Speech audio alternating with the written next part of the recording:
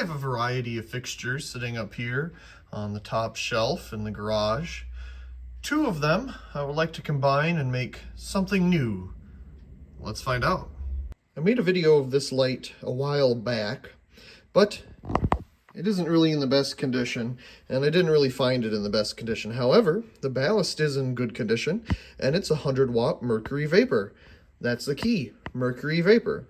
So what are we going to do with this fixture? Well, I want to save that ballast, bulb, and socket, and all the above, except for the housing, and put it in this little tiny grow light here. This, I believe, I also made a video of a while back. It uses a 150-watt high-pressure sodium bulb, and of course the ballast is in there. Now my idea is to move the ballast out of this fixture and put it in here and use it as somewhat of a high bay fixture that is a 100-watt Mercury Vapor. So I suppose we'll start with taking one of these apart.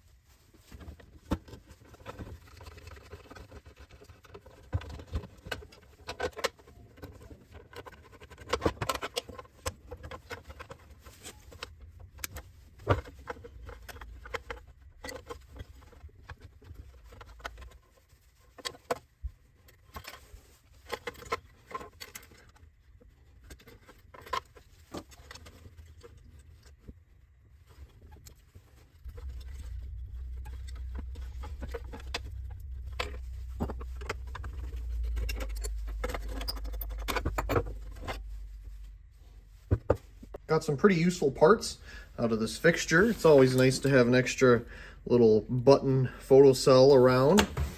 Nothing wrong with a pulse rated socket. I do believe it is. Yeah, it says it right there.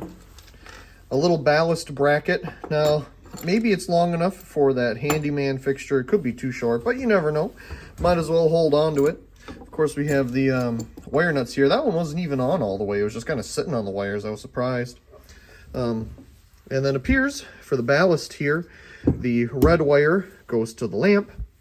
You have your 120 volts in and two neutral wires here to just, not, so you don't end up having all of them in one big wire nut. You can have two, but that's what's going on over here and the lamp. So, I mean, it's just a caster ballast, nothing fancy or super high quality, but you know what? It will run the bulb, and that's what we're looking for. So we'll take the rest of this apart and save whatever is useful.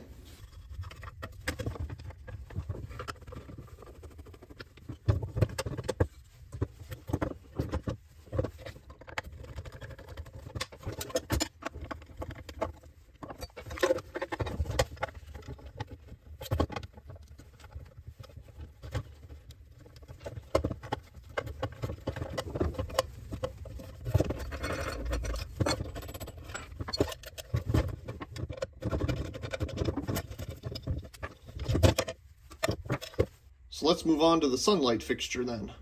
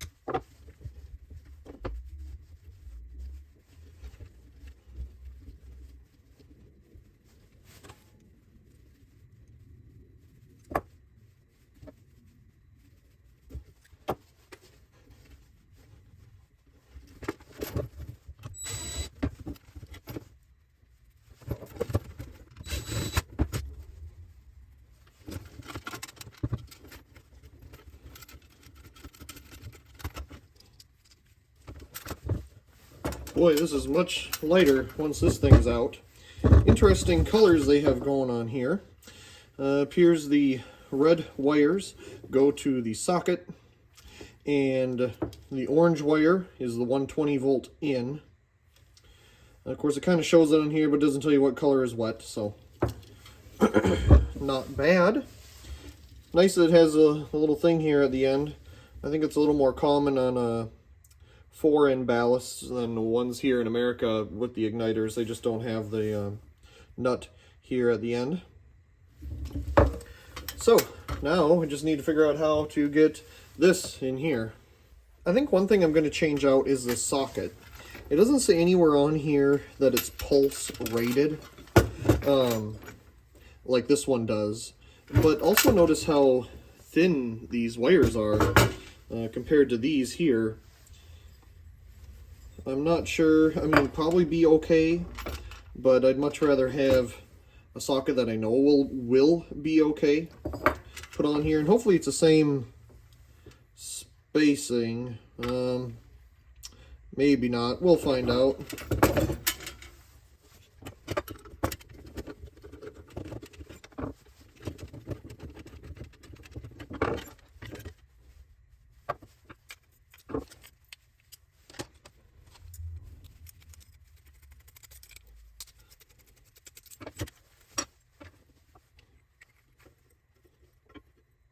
I think we should be okay. So once again, you can see the difference in the wires here, and just the way it's made too. Now the other issue with this socket is that I think the rim here is a little too big, because when you try to screw the bulb in, I don't think it goes down all the way.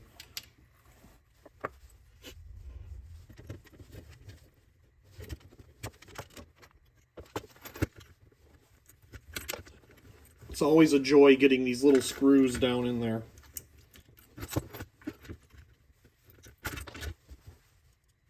Now, if you had a magnetic screw driver, probably wouldn't be a problem, but I don't have that at the moment. Sometimes you can slide it down in there. There we go. Doesn't want to fit too good.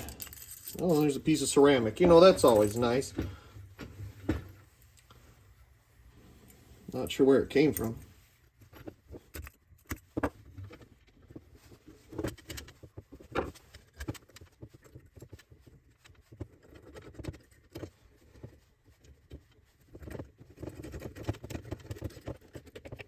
And I'll tell you from experience, don't over tighten these.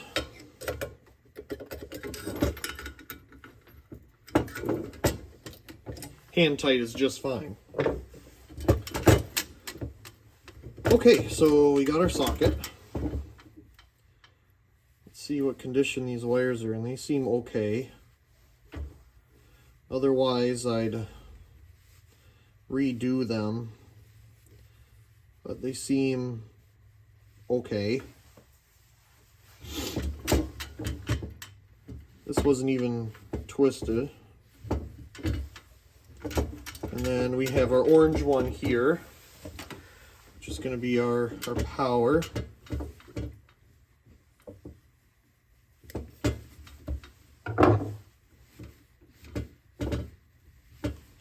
It might be a little short. I don't know.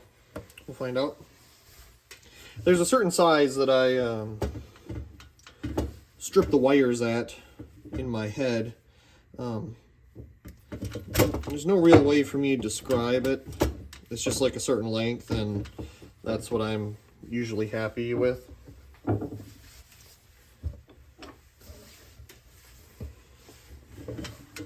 Okay, so now, obviously we got to get this thing in here.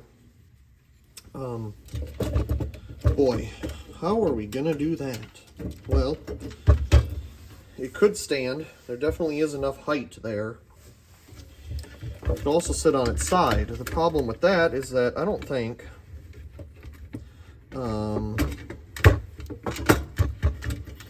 these holes are in the right spot for that. No, not at all. The other problem with it being like this is that it kind of gets a little close to everything else going on here. So the best way, probably, since we do have the space to do so is to put it like this.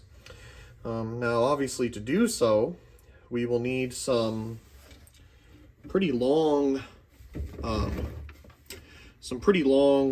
bolts to put through here, kind of like what we had when it was in the floodlight fixture, some really long bolts. So obviously these are not long enough.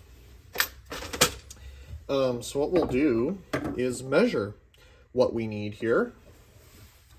So let's take a look. What do we got here? Well, you know what, we can get a little more technical with it. About 4 inches, the ballast is. So we'll need, oh boy, if you get a 4-inch bolt, oh my, might be okay, but you also have to factor in the fact that you have a bracket that's going to be holding this in place. What is the maximum height we can do here?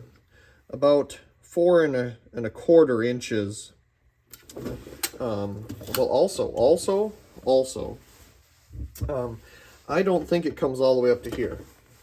Very good point. So, yeah, that might actually not work anyway. Either way, even if we do set it on its side like this in here,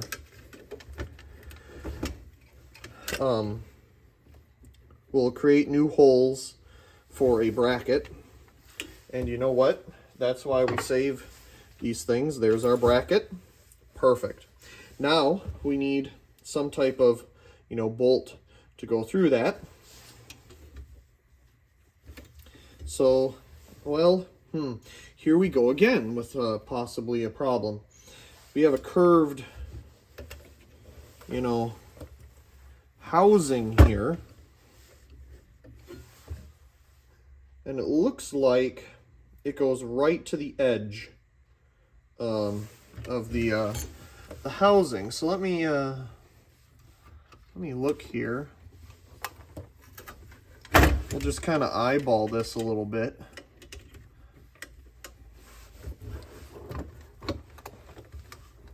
I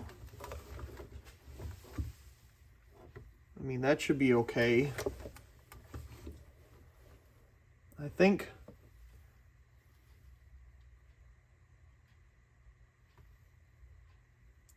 we should be fine if we center it just right. If we center it just right, we should be okay. Obviously, somehow it could possibly go like this.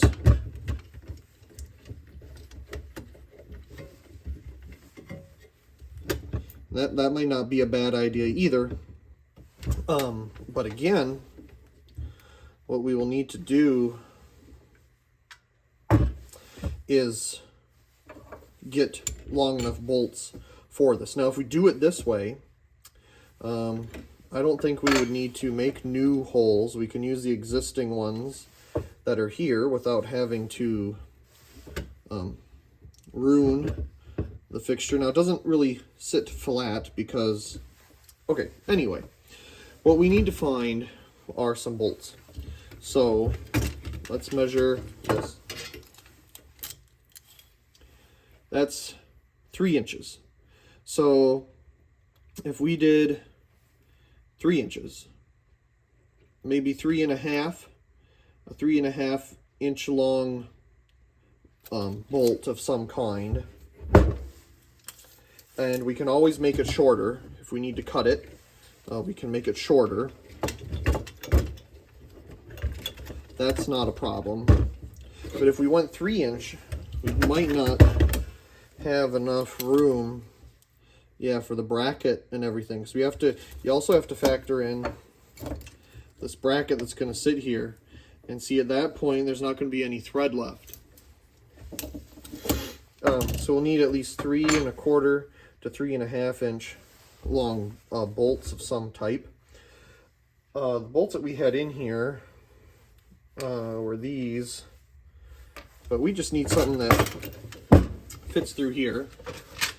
So let's see what we have in just our random assortment of whatnot. I mean, that fits. Just take that. What's the biggest one that'll fit in here? Nope. This is the same as that one. Okay, well, we know kind of an idea what we're looking for, so I guess we'll pause here while I go and find appropriate hardware. Was able to pick up the hardware that we need. So here's two, I believe 10 by 24, 3.5-inch bolts with the matching nuts here. And as you can see, that'll be definitely long enough. I'm assuming it'll fit in there. Yep, not a problem. I mean, even if it didn't, we can just make the hole a different size. But I decided to go and pick these up at McClendon's because I didn't think that I would find what I'm really looking for at Lowe's or Home Depot. McClendon's is a very specialty hardware store with a wide selection in every single department. So of course I had to stop at the lighting department and see what was going on. And I picked some things up. I picked up this Satco socket adapter, kind of put it at an angle or whatever you'd like. That I picked up for $2. It was on clearance. And I also picked up some Satco 250 watt Mercury Vapor bulbs on clearance for $3.20. And here they are.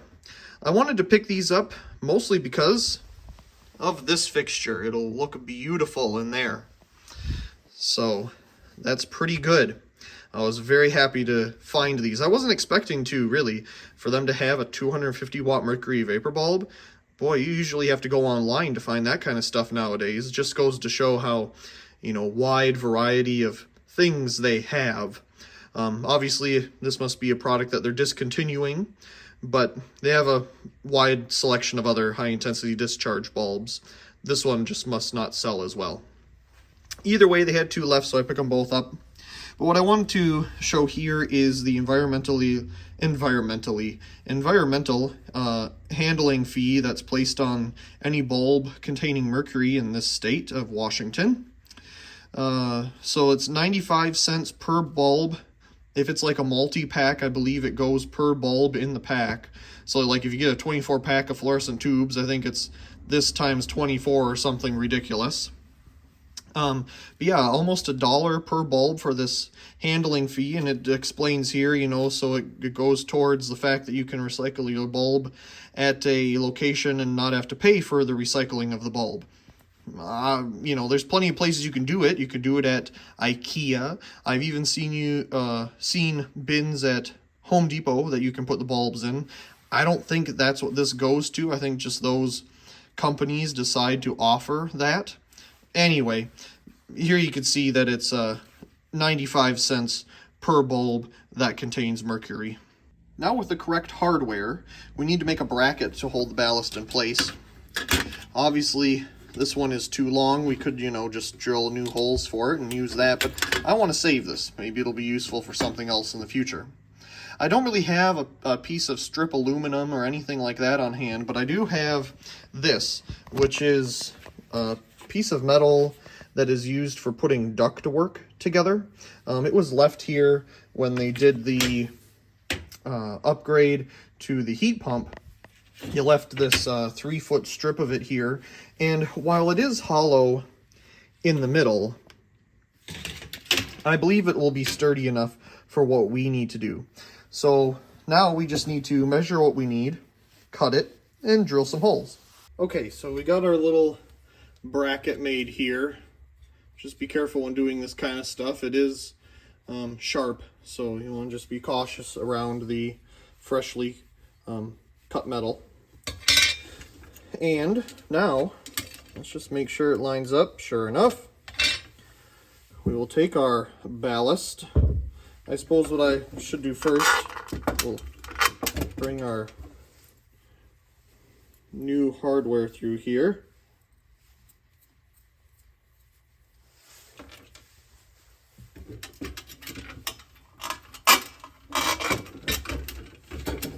There, so that's at least ready.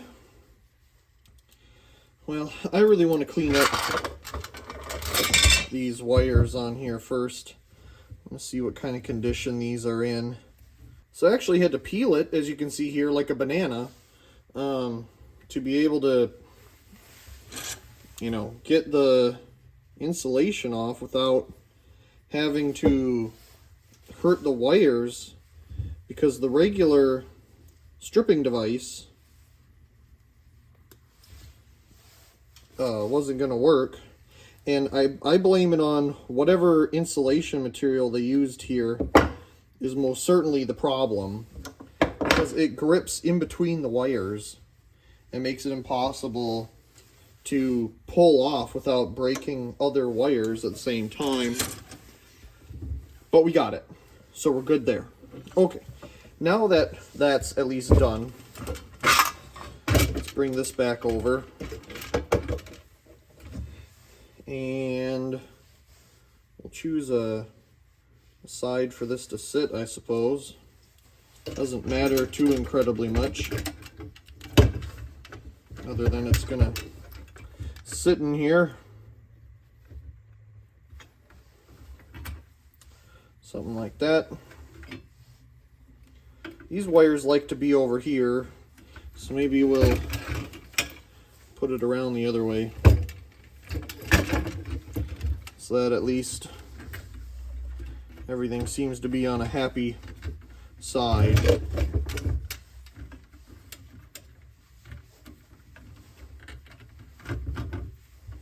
Okay, we'll wire that up in a second, but let's try this out.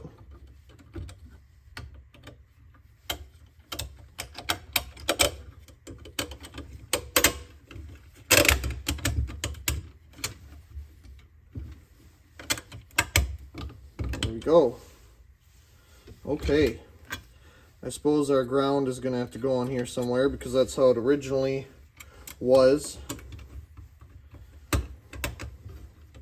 Oops.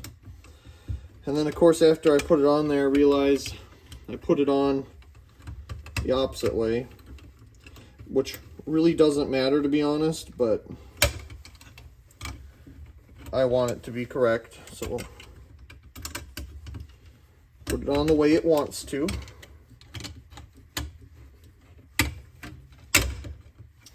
Okay, then we have our nuts here.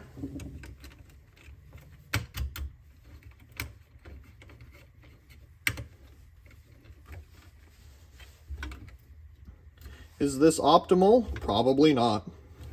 But you know what? It seems to be working fine. Just want to see if I can get it kind of against there.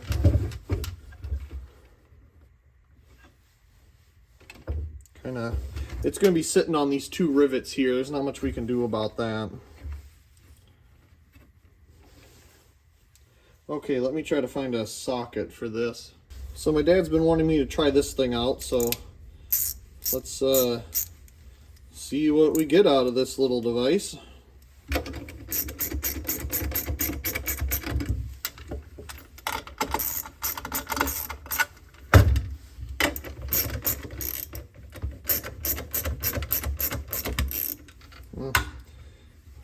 It wants to really push that around, don't it?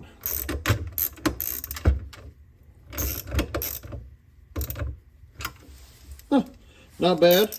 I mean, it's a simple motion compared to, you know, a ratchet itself. Unique. It just doesn't work so good on this one because I have this wire here. If I didn't have this wire, it would fit on it better. And that's not even the fault of, you know, the device itself. It's just the fault of the socket and the fact there's a wire on it. It's definitely putting pressure down on the ballast. Nice. Okay, so interesting little doohickey thing. Okay, so I'll put this away, and now we will wire it up. Okay, so the main wire for the bulb, that's going to go to the red. It's important to twist these stranded wires together. I always like to give it a little tug just to make sure it's not going to come out. We have our main in wire for the ballast. That's going to go to our orange wire here that comes from the switch. So again, we'll bring this down and twist them together.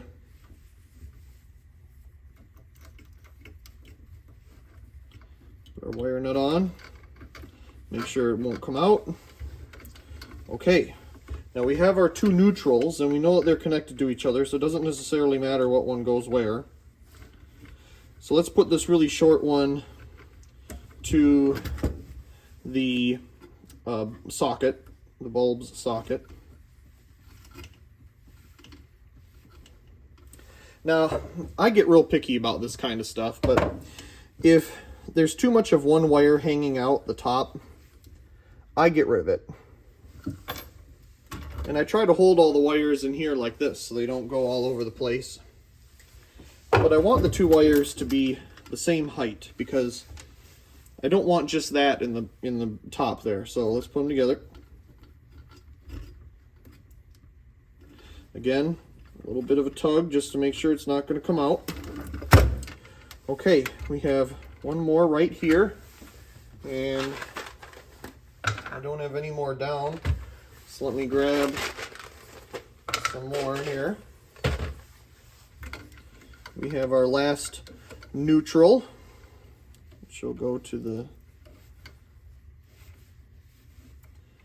line out. Again, a little bit of a tug just to make sure everything is snug. Okay, look at that. I'm pretty happy with it. The one thing that I am going to do before we continue, just for safety reasons, is to get a piece of this electrical tape here, or a couple pieces actually. We're going to cut it just long enough that we can kind of cover up this here on the end, because this isn't really that safe. There. That way the wires don't get hurt and you don't get hurt.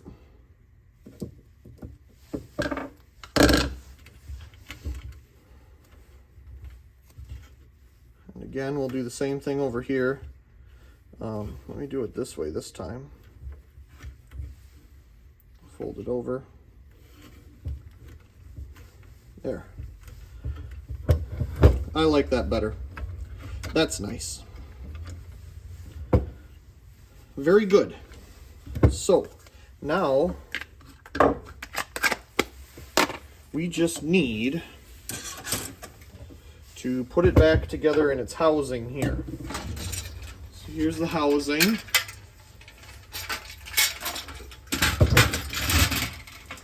And it's going to sit in here, hopefully, just like this, without those screws being too long.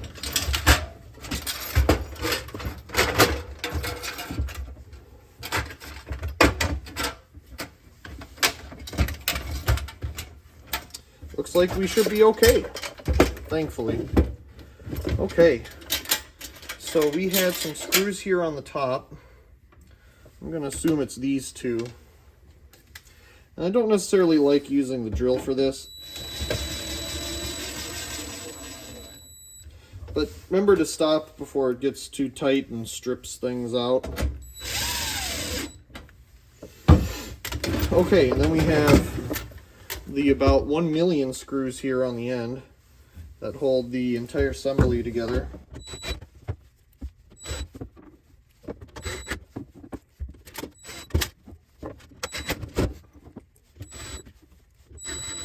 Okay, this fixture is no longer 150 watt high pressure sodium. It is now 100 watt Mercury Vapor. Awesome. The one thing that I do want to do with this is put a A23 shaped Mercury Vapor bulb in it, the Phillips style. I think that would look cool. Of course, it looks neat with the ED style here, but I do want to find one of those bulbs. I have a couple here somewhere, so I'll find them. But there's our fixture put together. Let's find a place to hang it up. I decided to hang it up here right in the middle of all the action. So we have Mercury Vapor, T8 fluorescent, T12 fluorescent, 2-foot preheat T12. I suppose that's electronic. This is rapid start. That's preheat. 55 watt low pressure sodium. Boy, I love this fixture. Very early T12 rapid start. This isn't even hooked up, it's just hanging here. It's the preheat circle line that used to be in the middle. I changed it out for the PL adapter because it was having problems starting in the cold, so whatever, I'll put it back in the fixture I found it in. 50 watt metal halide, T12 fluorescent, 13 watt PL adapter, ceiling fan. The mixture, 50 watt high pressure sodium and 42 watt fluorescent, and numerous other ones I can name. But anyway, here it is with all of its friends. So let's go ahead and turn it on. I have it plugged in over here.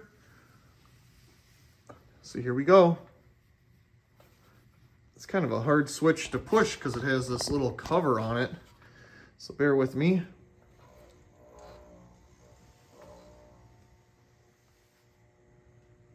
Ooh, look at that. That is so pretty. Definitely will be a video of this new creation coming up. Let's go ahead and let it warm up. Yes, there's that beautiful Mercury Vapor color. Wonderful. Picked this dual F13 T5 fixture up the other weekend. It's brand new, as you can see, for $4. I'm pretty sure it has an electronic ballast or something because it is quite light, but we'll find out when we open it up. The only bit of rust I see is right here. Maybe it was in storage or something somewhere. But my plan is to use it for parts because it's always wonderful to have some of these parts around. And the parts are worth more to me than the entire fixture because I have another one of these fixtures, but it's preheat. So much more interesting. And it's also getting harder to find these 13 watt bulbs in the stores. So it'll be nice to have some extras. Here's the ballast using the same type of mounting as standard 13 watt preheat ballast would. It looks like it can accommodate either two 13 watt bulbs or a 13 watt and an 8 watt. You have all the wires in here. It even came with the mounting and some other pieces as well. So that's nice to have, but yeah, we'll just take it apart and it'll be nice to have some extra parts.